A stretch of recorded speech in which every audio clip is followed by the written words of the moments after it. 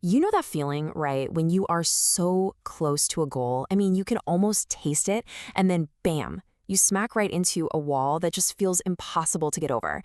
It's just so frustrating. But what if? What if that wall isn't actually a stop sign? What if it's the complete opposite? What if it's a sign that you're just about to arrive? Yeah, let's dig into that idea together. And this really is the main idea we're unpacking today. Think about it. Every big prophetic transition is eventually going to face some kind of resistance. The source material we're looking at says that when you feel that sudden major pushback, it doesn't mean you're on the wrong path. No way. In fact, it often means the exact opposite. It could be the clearest sign that you are right on the edge of a huge promotion. Okay, so here's our game plan. We're going to look at a journey to breakthrough, talk about this thing called the Wall of Jericho, see why warfare often comes right before promotion, discover the sound of victory, and finally explore what's waiting for you beyond your own Jericho. All right, let's jump in. We're going to frame this whole thing around a story from the Old Testament, specifically 2 Kings chapter 2. We're following the prophet Elisha as he takes this final, critical journey with his mentor, Elijah. And you gotta understand, this is way more than just a physical trip. It's really a path of transition. Now, what's so fascinating about this journey are the stops along the way. First, there's Gilgal. That's all about cutting away the old stuff, the past. Then they go to Bethel, which is a place of encounter with God. But that third stop, Jericho, man, that's where everything changes. The journey completely shifts from a time of preparation to a time of all-out warfare.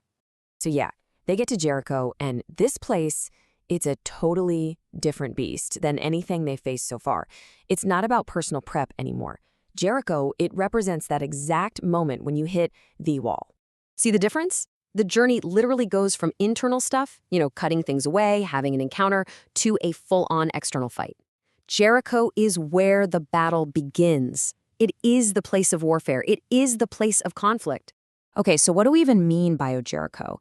Well, if you remember the story from the book of Joshua, the city of Jericho had these massive fortified walls. I mean, from a human military perspective, it was completely impossible to conquer. That's what it is. It's a spiritual stronghold that stands right between you and the promise God has for you. But here's where we need a major mindset shift. This is so important. The source material argues that these huge, impossible-looking obstacles, they're actually opportunities in disguise, right? It's when you're facing that crazy opposition, when you feel weakest, that a whole different kind of strength is about to be revealed. Which brings up a really important question, right? Why? Why does this intense fight seem to pop up right before the biggest promotions in our lives? It's all about the timing. And yeah, the timing is critical. Because if you look at Elisha's journey, you see that Jericho isn't the end of the road. It's not the destination. It's the final test, right before he gets to the Jordan River. And the Jordan?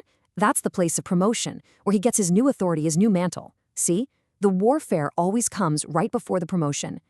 And this just perfectly shows a point that's, well, it's totally the opposite of what we'd normally think.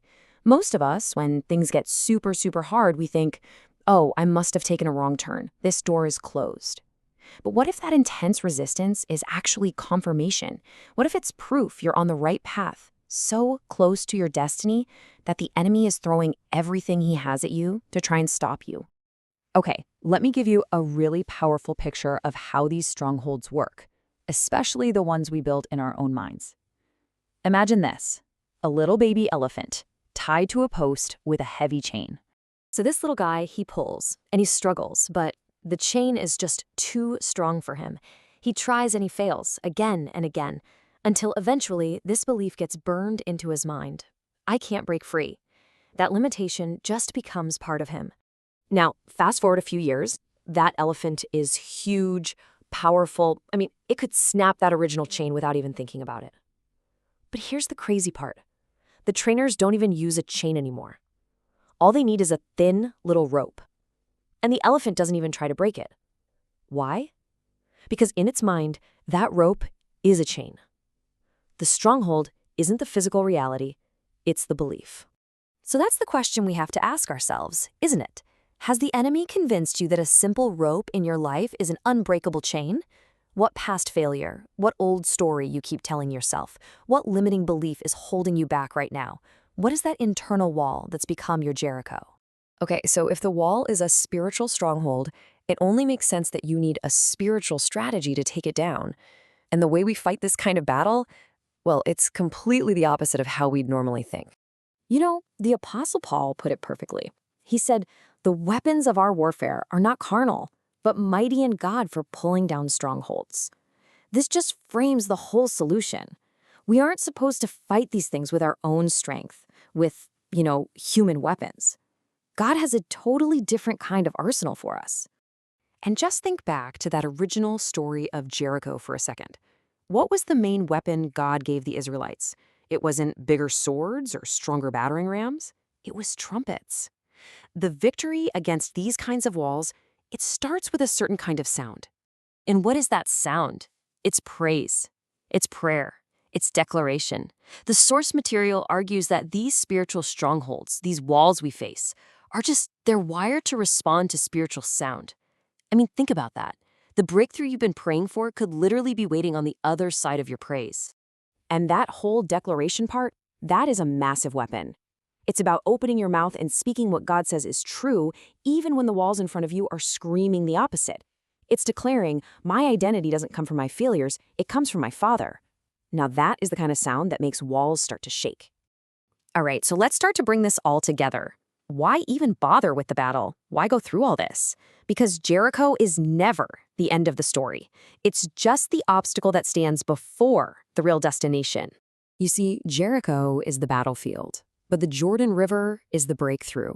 For Elisha, the Jordan was where it all happened. The waters parted, Elijah's mantle fell, and his authority was transferred. And here's the bottom line. You just can't get to your Jordan-level breakthrough if you give up and retreat at the Jericho battlefield. So here it is, the final, most powerful thing to remember. Those walls in front of you, man, they can look so permanent, can't they? They feel like they've been there forever and they're gonna be there forever. But they're not. They are temporary. What looks absolutely impossible to you today, it can all come crashing down in a single moment. So, I'm just going to leave you with this one question to really think about. If those walls you're facing right now, if they're just a temporary test on the way to your promotion, what kind of incredible destiny is waiting for you right on the other side?